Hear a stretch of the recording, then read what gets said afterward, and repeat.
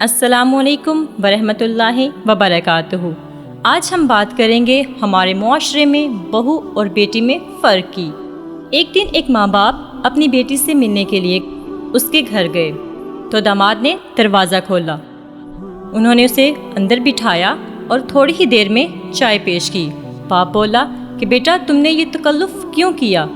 داماد کہنے لگا میں اپنے لیے بنا رہا تھا تو سوچا آپ کے لیے بھی بنا لوں۔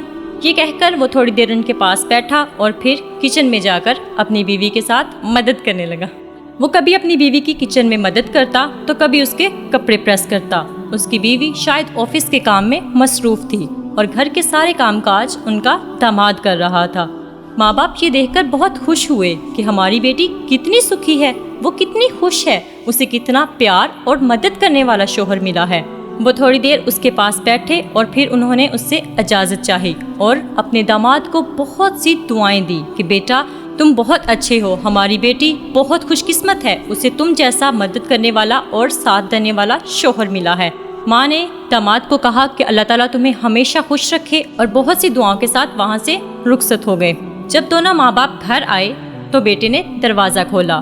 ماں نے پوچھا بیٹا تمہارے قمیض پر یہ کیسا داغ ہے؟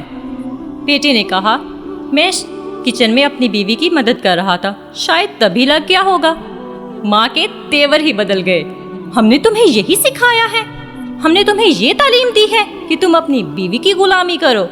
بیٹے نے کہا کہ ماں گھر میں مہمان آنے والے تھے اور گھر کا کام کاج زیادہ تھا، میں اس لیے اب بیگم کی مدد کے لیے باورچی خانے میں چلا گیا۔ ماں اپنے بیٹے پر بہت غصے ہونے لگی اور اسے طرح طرح کی باتیں سنانے لگی۔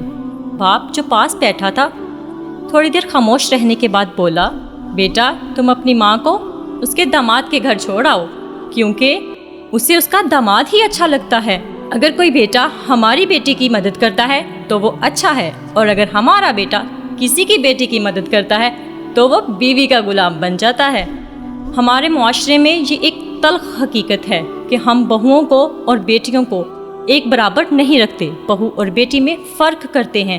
ہم یہ چاہتے ہیں کہ جہاں ہماری بیٹی جائے وہ مہارانی بن کر رہے، وہ کوئی کام کاج نہ کرے، نوکر چاکر اس کے آگے پیچھے پھریں، لیکن ہم یہ بھول جاتے ہیں کہ ہم جس کی بیٹی لے کر آئیں ہم اسے بھی یہی سب کچھ دے سکیں۔ ہم کہتے ہیں کہ وہ نوکرانی بن کر پھرے۔ ماں باپ کو چاہیے کہ وہ اپنی بہوؤں کو اپنی بیٹیوں کی مانند ان کے ساتھ سلوک کریں، اور بیٹیوں کو بھی یعنی کہ بہوؤں کو بھی چاہیے کہ وہ ماں باپ کو اپنے ماں باپ کا درجہ دیں، نہ صرف انہیں امی ابو کہیں بلکہ انہیں امی ابو کا درجہ دیں۔